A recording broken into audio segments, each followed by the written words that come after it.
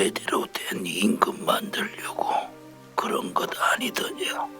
내가 바란 것은 아버지의 따뜻한 눈길 한 번, 다정한 말 한마디였어. 난 자식을 죽인 아비로 기록될 것이다. 주민 여러분 안녕하세요. 주민센터 센터장입니다. 오른쪽 링크를 클릭하면 1탄을 먼저 보실 수 있습니다. 자, 그럼 계속 이어서 주민 시작합니다. 숙종대왕 능으로 향하는 행차. 비가 오는데 날씨가 너무 맑은 것 같죠? 사실 날씨가 너무 좋은데 이곳에 다시 올 수 있는 스케줄이 되지 않아 그냥 비를 뿌리며 촬영을 감행했다고 합니다. 독서가 가장 즐겁다는 시를 써줬다며 독서가 어찌 너의 즐거움이 될 수 있느냐? 이 능행이 실제 있었던 사실이긴 하나 이 대사는 당시에 했던 말은 아니라고 합니다. 자식이 하나만 더 있었어도. 이 대사 역시 영조가 세자에게 다른 날 다른 곳에서 한 말인데요. 파편적인 여러 가지 기록을 다 합쳐서 재구성해 씬을 구성했습니다.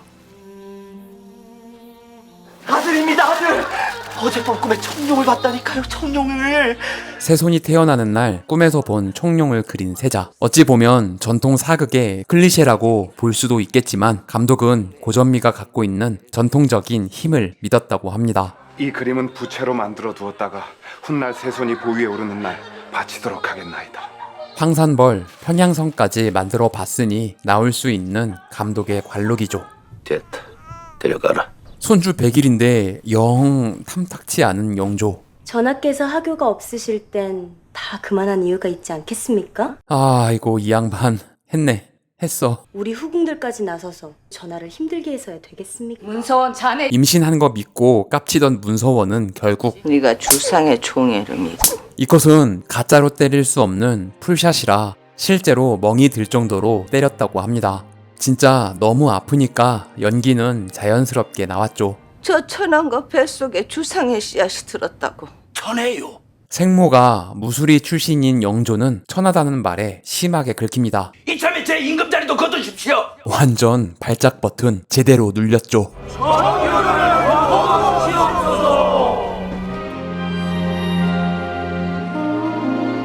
이때 깔리는 BGM은 고 방준석 음악 감독이 작곡한 사도라는 곡입니다.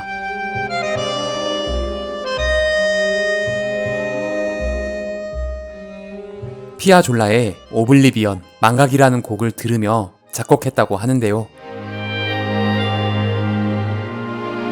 엔딩에 소간지가 간지나는 추모의 춤을 출 때도 이 곡이 흐릅니다.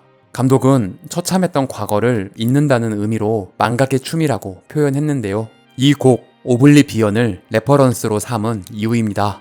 내가 임금의 자리에 연연치 않는다고 몇 번을 말해야 하느냐? 아니 이왕 이렇게 된 거 그냥 이대로 왕이 되면 좋겠다. 실수로 윤허를 내렸다. 윤허를 번복하고 숨을 거둔 인원왕후. 가증스러운 자식. 예, 다 제 잘못입니다. 이 와중에도 얼른 절을 한 번 더 하고 나가는 건 그래도 사배의 예는 다 지키기 위해 네 번째 절을 하고 나간다는 설정입니다. 영조도 네 번째 절을 마치죠. 어딘지 모르게 괴이한 방법으로 대왕 대비를 추모하는 세자. 왕생극락 들어가서 인도 한생을 하옵소서. 정혜균 배우가 직접 부른 만조상의 원경이 다시 흐릅니다.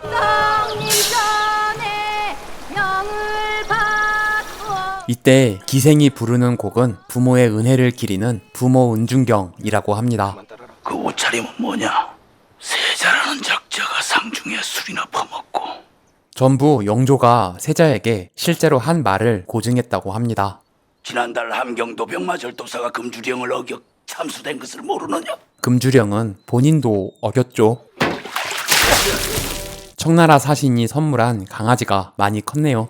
빙의 털은 잘 비껴주더냐? 간지 개쩌는 몽이의 견종은 아프간 하운드입니다. 새 중정께서 오신 이후로 주상의 건강이 날로 좋아지고 있습니다. 해경궁 홍씨의 작은 아버지 홍인환. 당신 여기 와서 왜 이래? 새손이 왕이 되면 그 아비의 죽음을 방관한 우리들은 다 죽어요. 가문을 지키기 위해 바로 손절치는 홍씨입니다.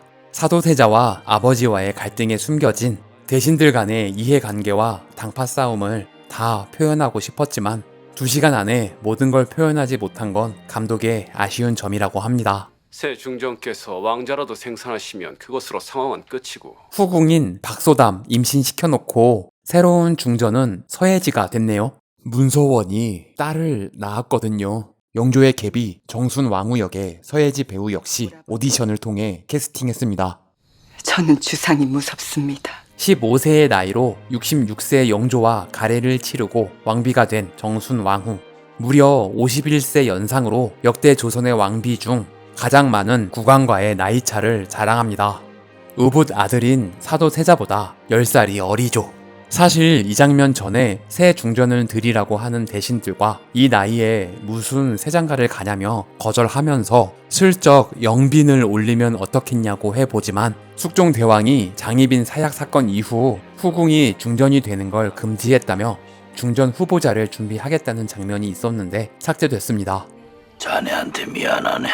이 장면은 자칫 영조가 여색을 탐하는 인물로 보일까봐 송강호 배우가 너무 부담스럽다며 가능하면 삭제해달라고 요청했다고 합니다. 그런데 어쩌겠어요. 역사적 사실인걸. 이후 그녀에게 후사는 없습니다만 후대왕 정조가 죽고 그의 아들 순조가 11세의 나이로 즉위하자 대왕 대비가 되어 수렴 청정을 하며 국정을 주도했던 엄청난 인물이 됩니다. 열어라.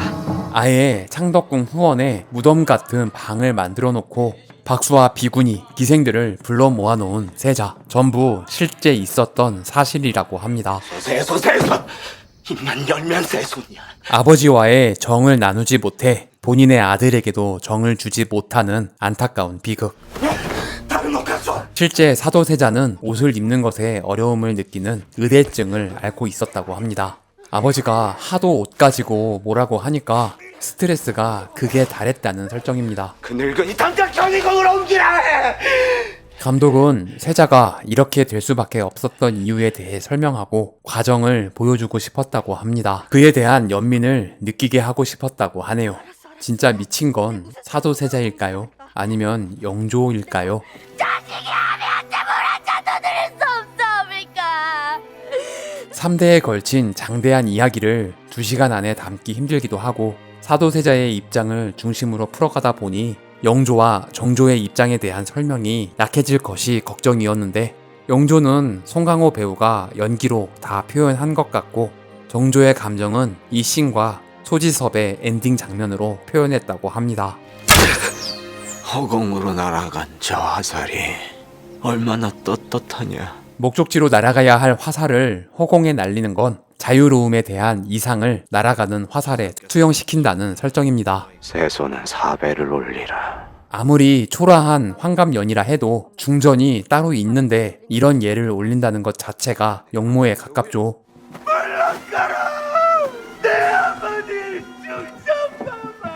아들의 최후를 직감했다는 설정입니다. 사실 전해진 배우는 울겠다는 생각은 안 했다고 하는데요. 촬영 전 감독이 세손의 얼굴을 보라는 주문을 했다고 합니다. 처음엔 왜 세자가 아니라 세손을 보라는지 이해가 되지 않았지만 촬영을 시작하고 세손의 얼굴을 보니 바로 이해가 됐고 저절로 눈물이 나왔다고 하네요. 임금을 죽이려 작당하여 처잔 나경원에 배우를 개소서. 대신들에게 세자를 폐위하라는 교지를 올리라고 어명을 내리긴 했지만 이렇게까지 하라는 건 아니었다는 걸 표현했다고 하는데요. 편집하면서 압축하다 보니 그 디테일이 잘 살지 않았다고 합니다. 영화를 N차 관람하면 알 수 있는 숨겨진 디테일입니다. 존재 자체가 역모야. 금천교로 가서 되지. 이곳은 창덕궁의 금촌교가 아니라 분당 중앙공원에 있는 다리에서 찍은 후 배경을 CG로 합성한 컷이라고 합니다. 존재 자체가 영물하잖아. 보여줘야지. 결국 참지 못해 칼을 들고 아버지를 찾아가는 세자. 실제 사도세자가 지금의 청계천인 경희궁 내수를 통해 몇 번이나 왔다 갔다 하다가 들켰다고 합니다. 만약 작정하고 은밀하게 침투해서 성공했다면 역사가 바뀌었겠죠. 네 할미는 일개 후궁인데 어찌하여 왕과 왕비에게만 올리는 사배를 올렸느냐. 세손에게 왕위를 계승하기 전 테스트를 해보는 영조. 그날 소소는 제아비의 마음을 보았나이다. 이 장면은 기록에 없는 영화적 상상으로 만든 픽션이라고 합니다. 얼마나 기뻤으면 세자로 책봉하고 2살 때부터 제왕의 교육을 시켰겠느냐. 그래서 신하들 앞에 어수아비처럼 앉혀놓고 감정과 대사로 휘몰아치는 영화의 두 번째 클라이막스. 영조가 본인을 보고 있다는 걸 알 리 없는 세자이지만 대화를 주고받으면서 환타지적인 장면을 만들었습니다. 너 제대로 된 임금 만들려고 그런 것 아니더냐. 내가 바란 것은 아버지의 따뜻한 눈길 한 번, 다정한 말 한마디였어. 자식을 죽인 아비로 기록될 것이다. 아들을 죽여야 했던 영조의 처참한 감정 역시 살리고 싶었던 감독의 의도입니다. 세대 간의 갈등이 풀어지는 걸 환타지로라도 표현하고 싶었다고 하네요. 아비를 죽이면 광인으로 기록될 것이다. 사실 이 씬의 대사는 전부 오버 보이스로 후시 녹음하려고 했는데 송강호 배우가 지금 이 감정에 대사를 한번 해보겠다고 해서 현장에서 딴 동시 녹음 보이스를 사용했다고 합니다. 자식 잡아먹은 애미가 살아서 뭐해? 감독이 힘들어하는 전혜진 배우를 보고 소주 한 잔을 권했다고 합니다. 소주 몇 잔 먹고 정말 지칠 때까지 울었다고 하는데요. 컷을 안 하길래 잠깐 봤더니 감독도 눈물을 펑펑 흘리느라 컷을 못했다고 하네요. 세자의 지위를 회복하고 사도세자라 하라. 이거 꼭 가야만 한다. 싫습니다. 뺨을 정확하게 때리는 건 회경궁 홍씨가 감정에 치우치지 않고 이성적으로 판단해 아들을 궁으로 보내려 한다는 설정입니다.